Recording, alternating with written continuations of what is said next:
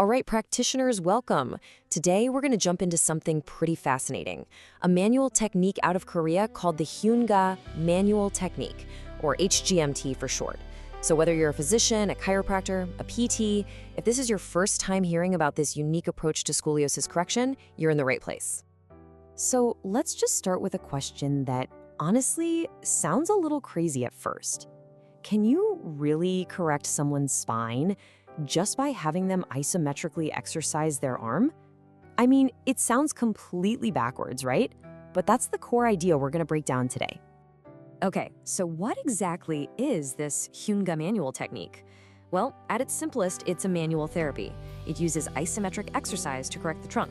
But here's the kicker, and this is what makes it so different. It's all based on meridian pathways. We're not just talking about acupuncture points. The source material focuses on what it calls meridian sinews, these functional lines that connect the limbs all the way to the trunk.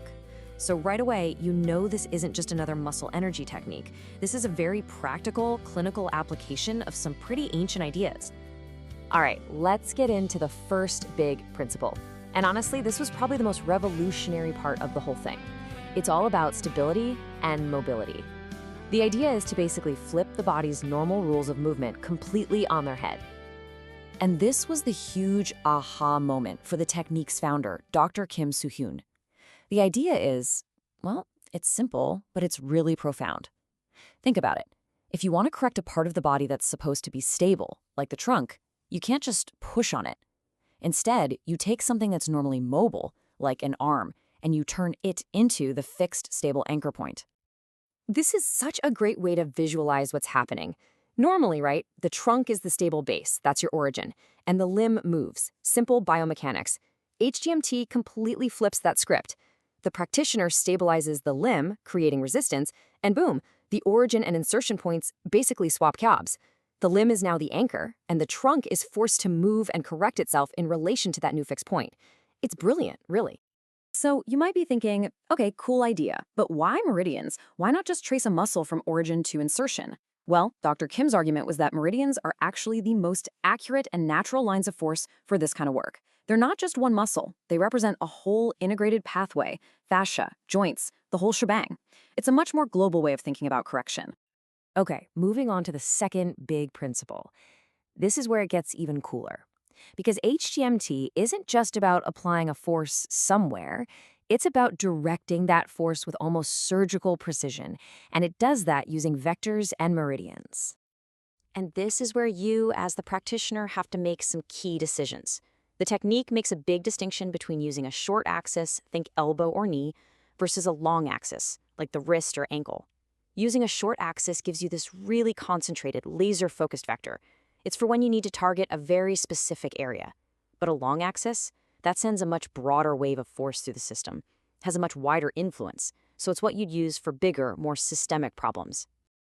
This table breaks it down perfectly. Let's just walk through it real quick. See here, if you use the elbow as your anchor, the primary vector is going to target the thoracic region. Makes sense, right? Now, if you move down to the knee, that vector is focused more on the lumbar area. And the source actually says this is a great, safe place for practitioners to start when they're learning the technique. And then you have the ankle. Using the ankle is the big one. It's the most global correction. That force travels all the way up the body, affecting everything from the lumbar spine right up to the head.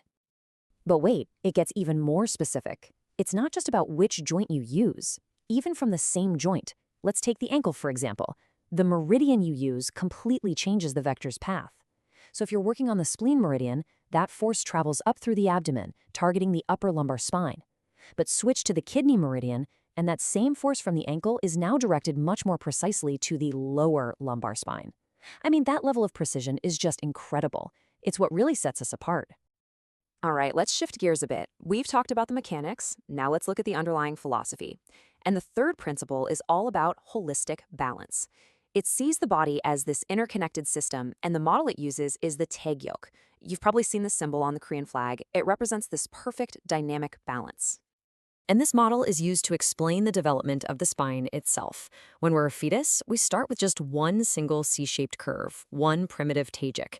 But then, as we learn to crawl and walk, that single curve develops into the three distinct curves we see in an adult spine: cervical, thoracic, and lumbar.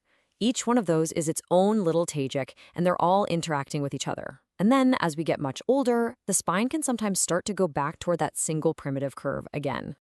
Here's a really concrete example of how this interconnectedness works in practice. The HGMT model says there's a direct connection between the clavicle and the opposite ischium. They're linked. So if you stabilize one, you can help mobilize the other. It's a classic contralateral relationship, applied in a really unique way. I love this quote from the source because it just nails the whole idea. It says, when the tajic's form breaks, it can engage with the surrounding tajic and cause movement. What that means is when one of those spinal curves loses its balance, it's not an isolated event. It forces the other curves to react and compensate. And that's where the problem starts, but it's also, and this is key, where we have an opportunity to intervene. This idea of balance also connects the front and the back of the body into one unified system.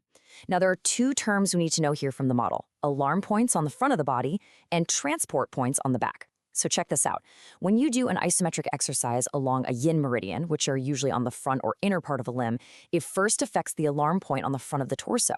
And that, in turn, creates a corrective change at the related transport point on the back. And it works the other way around for the yang meridians. So with one single exercise, you're influencing the front and the back of the body at the same time. It's incredibly efficient. Okay, so let's put it all together. What's the bottom line here? Why does this matter for you in your practice? Well, it really just gives you a completely different and very integrated way to look at both diagnosis and treatment. So what are the big takeaways? What should you remember? First, this is a totally new way to correct the trunk indirectly. Super powerful. Second, it treats meridians as these incredibly precise lines for directing force. It's way more than just textbook anatomy. Third, you get these really clear rules for how to target your correction using either that short or long axis approach. And finally, it gives you this amazing holistic framework for understanding how parts of the body you'd never think are connected actually are. And here's something really practical you can take away from this, called the YS muscle test. The idea is simple. Say you have a patient with a weak testing iliopsoas. Is the muscle actually weak, or is it being inhibited by instability somewhere else, like the trunk? Well, with this method, you can find a specific arm position that stabilizes their trunk, and then you retest that muscle. And what you'll often find is that its strength comes back instantly. It's just a fantastic way to show your patients right there on the table how interconnected their whole body is. So that leaves us with a pretty big question to think about in our own work, right? This technique, the Hyun-Ga method, is just a really compelling example of what happens when you take ancient wisdom, like the meridian system, and you blend it with modern biomechanics. It makes you wonder, what other possibilities are out there just waiting for us to connect the dots?